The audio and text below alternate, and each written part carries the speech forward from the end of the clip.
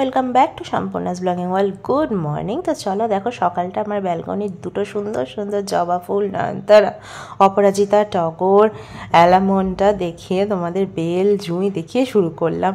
আর আজকে দেখো কীরকম মেঘটা করেছে। তো এখানে দেখো ওর জন্য টিফিনে ব্রেড টোস্ট মানে স্যান্ডউইচ করে দিয়েছি অ্যাকচুয়ালি, আর মিষ্টি প্যাক করে ফুড র্যাপিং পেপারে দিয়ে দিয়েছি যাতে ব্রেডের এক্সট্রা অয়েলটা অ্যাবজর্ব করে নেয়।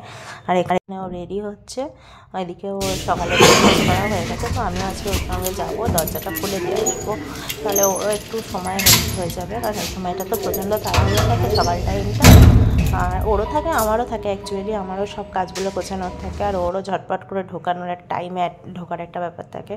তো এই যে ওখানে ওকে টাটা করে দিয়ে আমিও চলে এলাম। আর এখন দেখো এই লিফট হওয়াতে মানুষের টেকনোলজি কত উন্নত হওয়াতে মানুষের কত হেল্প বলো, তা না হলে কত সময় লাগতো। আবার যে লিফট সকালবেলা পাওয়া যায় তোমার। তো যাই হোক, মাঝে মাঝে ভাবি মানুষ কতটা অ্যাডভান্স হয়ে গেছে। তো যাই হোক, ওপরে এসে দেখো আমার গ্যাসটাকে একটু ভালো করে মুছে নিলাম, তারপরে আমার জন্য স্যান্ডউইচ বানাবো ভাবছি আজকে একটা। তো আলুটাকে এখানে সেদ্ধ করতে দিয়ে দিলাম মাইক্রোওয়েভে। আলুটা সেদ্ধ হতে হতে আমার কয়েকটা টুকিটাকি কাজ আছে, সেটাও হয়ে যাবে।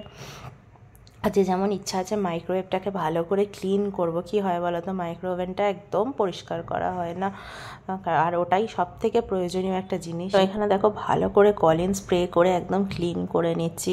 আর বিশ্বাস করবে না, এত তেল স্পিল করে না ভিতরে, মানে না ক্লিন করলে বোঝা যায় না। তো আমি আজকে ওই জন্য আগে ভালো করে আমার আলুটা সেদ্ধ করার পরই চলে এসেছি এখানে ক্লিন করতে। আর আজকে কী সব কাচতে দিয়েছি জানো, ঘরে যত পাপোশ ছিল, ব্যাগ ছিল, ম্যাট মানে পাপোশগুলোই আর কি, ডোর ম্যাটগুলো, এই দেখো এই জিনিসগুলোকে সব কাচতে দিয়েছি। তবে কাচতে দিয়ে না কিছুক্ষণ সোক করে রেখেছি পজ করে, যাতে ভালো করে জিনিসটা মানে ভিজে ক্লিন হয়। তো দেখো তোমাদেরকে ক্লিন করে দেখাচ্ছি ভিতরটা একবার। এই দেখো কীরকম চকচক করছে বলো তো, ভিতরটা সুন্দর পরিষ্কার হয়েছে। ফ্রিজের এই কভারগুলোও আজকে কাচতে দিয়ে দিয়েছি একদম। তো দেখো তারপরে চলে এসেছি এখানে বিছানা তুলতে। আর তোমরা তো জানোই বিছানা তুলতে তুলতে আমি একটু ঠাকুরের গান বা যে কোনো গান শুনতে ভালোবাসি। তো সেই জন্য এখানে গান চালিয়ে দিয়েছি, মানে টিভিটা চালিয়ে দিয়েছি, গানটা এখনও চালানো হয়নি। তো তারপর দেখো আজকে ভাবছি চাদরটা চেঞ্জ করব। আর সবথেকে বোরিং কাজ হচ্ছে এই ব্ল্যাঙ্কেটগুলোকে গোছানো, কিন্তু উপায় নেই। দেখো একবার করে বৃষ্টি হচ্ছে, তারপরেই বীভৎস গরম দিচ্ছে। তো কয়েকদিন ধরে তো এরকম একটানা বৃষ্টিতে, তোমাদেরও কি এই অবস্থা?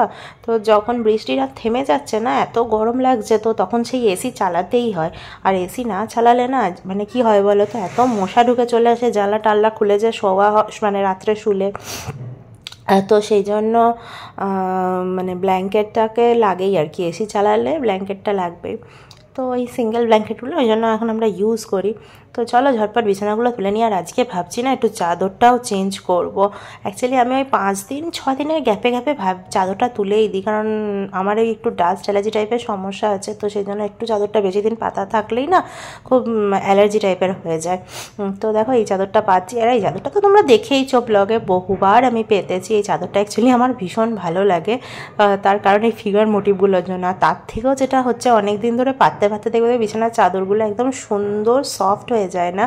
তো বিছানার চাদর পাততে গিয়ে সব থেকে বোরিং কাজ আমার যেটা মনে হয় সেটা হচ্ছে চারিদিকগুলো ঠিকঠাক করে টাক করা, মানে গুঁজে দেওয়া, না হলেই কীরকম খুলে খুলে চলে আসে না। তো দেখো বিছানাটা তোলা হয়ে যাওয়ার পর চলে এসেছি আমার নিজের জন্য ব্রেকফাস্ট বানাতে। তো আমি ভাবলাম যে আমার জন্যও চলো একটু স্যান্ডউইচই বানিয়ে নেওয়া যাক। আলু তো সকালে দেখলেই মাইক্রোওয়েভে দিয়ে রেখেছিলাম সেদ্ধ করতে। তো আলুটা দেওয়ার আগে একটু ভাবলাম একটু পেঁয়াজ কুচিয়ে, একটু কাঁচা লঙ্কা, তো লাস্টে আর কাঁচা লঙ্কাটাও কোচাইনি, আলুটা কুচিয়ে নিয়ে আলু কুচিয়ে ওর মধ্যে মানে পেঁয়াজটা কুচিয়ে ওর মধ্যে একটুখানি গোলমরিচ দিয়েছি, আর মেয়োনিজ দিয়ে আলুটাকে ভালো করে মেখে ওটাই দিয়ে একটু জাস্ট বাটারে বা তেলে ভালো করে ফ্রাই করে নিয়েছি আর কি। এটা তোমরা ট্রাই করে দেখতে পারো, দারুণ হয়। চাইলে তোমরা এই আলুটাকেও মানে একটুখানি তেলে নেড়ে দিয়ে তারপরে সেটাকে পুর দিয়ে সুন্দর করে করতে পারো, ওটাও যতটা সুন্দর খেতে হয় এটাও কিন্তু বেশ ভালো হয়। মানে দুটো দুরকম টেস্ট। তো দেখলেই আমি পেঁয়াজটা কুচিয়ে নিয়েছিলাম, তার মধ্যে সিদ্ধ আলুটাও দিয়ে দিলাম। আর আজকে না একটু চা খেতেও ইচ্ছা হচ্ছে। তো এখানে দেখি স্যান্ডউইচের পুরটা বানানো হয়ে যাক, তারপরে ভাবছি একটু চাও বসাবো। তো তারপর দেখো এই গোলমরিচটাও দিয়ে দিলাম।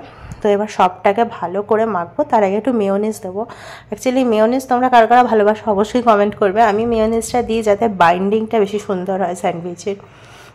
তো এবার দেখো সব দিয়ে ভালো করে মেখে নেবো। প্রথমে চামচে করে মাখতে গেলাম, তারপর মনে হলো চামচের থেকে হাতে করে মাখলে বোধহয় ব্যাপারটা আরও একটু বেশি টেস্টি হয়। তো সব জিনিস দেখবে চামচে করে বানিয়ে ঠিকঠাক পোষায় না। তো হ্যাঁ, এবার এটাকে যদি আমি কিউব করে কেটে একটু টমেটো, অনিয়ন, তারপর শসা সমস্ত স্লাইস করে কেটে স্যান্ডউইচটা বানাতাম, তো সেটা অন্যরকম টেস্ট, তো সেটা অন্যরকম হতো। বাট আমার না এইভাবে দারুণ লাগে। তো তোমরা যারা স্যান্ডউইচ লাভার, তো এইভাবে একবার ট্রাই করে অবভিয়াসলি দেখো। তো তারপর দেখো এখানে এগুলো ফিলিংসটা দিয়ে এখানে এবার আমি তেলে ভাজতে বসিয়ে দিয়েছি। স্যান্ডউইচটা একটু সেঁকে নেবো, আর এখানে একটুখানি ভাবলাম লিকার চাটা বসানো যাক, কারণ এই ওয়েদারটাই এমন না, বেশ চা বোনটা দেখবে একটু করেই। তো এই যে এখানে আমার ব্রেকফাস্ট রেডি। দেখো এরকম স্যান্ডউইচ করে নিয়েছি দুটো, আর তার সাথে চা। আর এই জিনিসটা দেখবে অনেকক্ষণ পেটটা না ভরে থাকে খেলে। তো আজকে বললাম আমি তোমাদের কয়েকটা কাজ আছে, আর দেখলেই তো ম্যাট ট্যাটগুলো সমস্ত কেচে দিয়েছি যাতে ঘরটা ফ্রেশ লাগে। তো তারপর দেখো এখানে কি হারে বৃষ্টিটা হচ্ছে, কীরকম মুষলধারে বৃষ্টি। তো আমার বেডরুম থেকে এরকম বসে বসে না বৃষ্টিটা দেখতে এত সুন্দর লাগে, মানে মনে হচ্ছে পুরো দেখো এই সাইডটা যখন অন্য সময় যখন আমি নর্মাল দিনে তোমাদেরকে দেখাই, শেয়ার করি ব্লগ, তখন দেখবে ওই ভিউটা পুরো দেখা যায় এখান থেকে, অথচ ওই দূরের বিল্ডিংগুলো কিচ্ছু দেখা যাচ্ছে না। হ্যাঁ, তো এত সুন্দর ওয়েদার হয়ে যাওয়ার পর আমি ভাবলাম যে না, একটু জানলাটা খুলেই দিই, ঘরের মধ্যে একটু ফ্রেশ হাওয়া আসুক। তো জানলাটা খুলে দিয়েছি আর বসে বসে বৃষ্টি দেখছিলাম। তো ফাইনালি এই দেখো আমার ম্যাট ট্যাটগুলো একদম কেচে কুচে সাফ।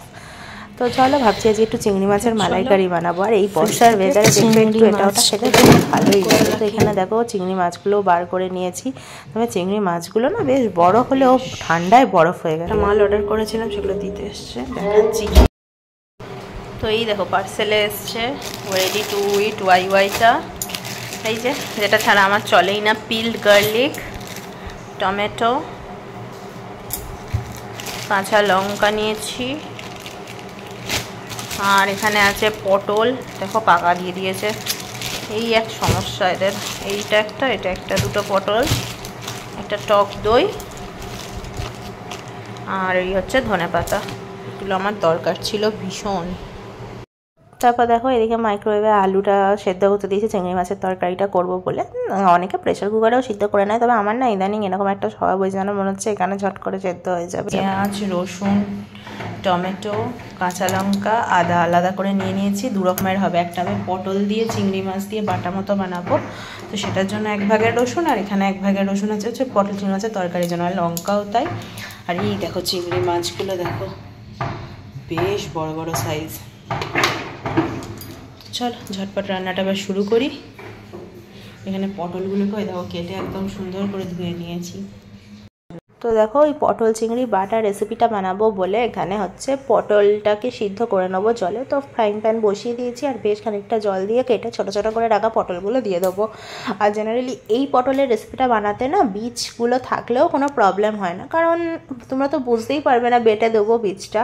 আর এটা জাস্ট খেয়ে দেখো, এটাতে বেশি কিছু কিন্তু দিতে হয় না, জাস্ট কালো জিরে একটু মানে বাটার সময় রসুন দিয়ে বেটে নেবে, রসুন, কাঁচা লঙ্কা, পটল আর চিংড়ি, আর কড়াইয়ের মধ্যে সর্ষের তেলে একটুখানি কালো জিরে আর কাঁচা লঙ্কা ফোড়ন দিয়ে পুরো এই বাটাটা দিয়ে একটু হলুদ, একটু সামান্য লঙ্কা গুঁড়ো দিয়ে একদম যতক্ষণ না তেলটা রিলিজ করছে ভালো করে ড্রাই করে নেড়ে নিলে না একদম দুর্দান্ত খেতে হয়। তো আমি এদিকে তারপর চলে এলাম দেখো টমেটো, আদা, রসুন এগুলো ছাড়িয়ে নিতে, কারণ এদিকে আমি চিংড়ি মাছের তরকারিটাও করে নেবো, আলু দিয়ে চিংড়ি মাছ দিয়ে একদম গ্রেভি করে তরকারিটা করব।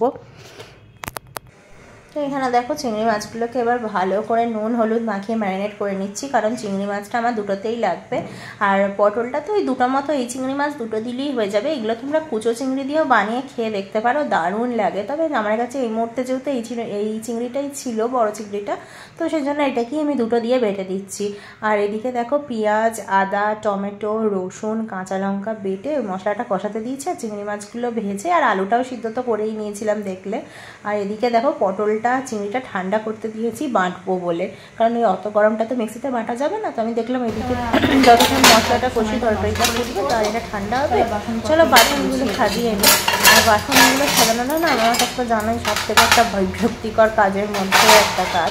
তাই দেখলাম যে চলো চটপট বসে ঠিক হবে, যার থেকে কাজটা এগিয়ে নিই।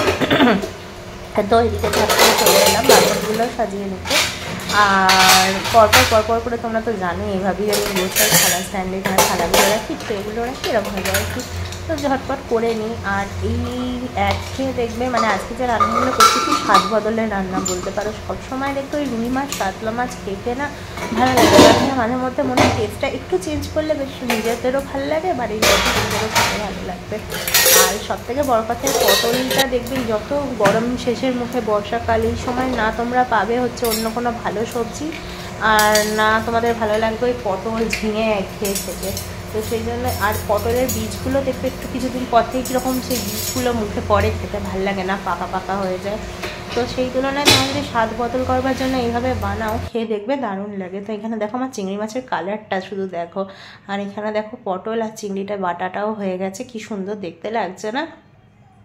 তো দেখো এটা দিয়েই এক থালা ভাত খাওয়া হয়ে যায়। তো তারপর সন্ধ্যেবেলায় ও বাড়ি চলে এসেছে, আর এখানে চা বসিয়ে দিয়েছি আর দুধটাও গরম করতে দিয়ে দিয়েছি, একটু দুধ চা আর কিছু খাবার দাবারও নিয়ে এসেছে টিফিনে। তো সেগুলোকেও ভাবছি খেতে মানে বেড়ে দিই, তাহলে এগুলোও খাওয়া হয়ে যাবে। ভালোই লাগে সন্ধ্যাবেলাটা, দেখবে মনে হবে একটু এটা ওটা খাই। বিশেষ করে বর্ষার দিনে তো কার কার এরকম ক্রেভিংস হয় অবশ্যই কমেন্ট করবে। হ্যাঁ, আমার তো বেশ ভালোই লাগে খেতে টুকটাক। এই যে ইভিনিং স্ন্যাক্স আজকে আসার সময় নিয়ে এসেছে মোমো, তার সাথে চাটনি, এই যে দুজনের মোমো, আর এটা হচ্ছে খাস্তা কচুরি, তার সাথেও আছে চাটনি কিছু, আর আছে স্যুপ, আর আমি যে চাটা বানিয়েছি। তো চলো আজকে ব্লগটা এখানেই এন্ড করছি। ব্লগটা কেমন লাগলো অবশ্যই কমেন্ট করে জানাবে। Till then tata, good night, by.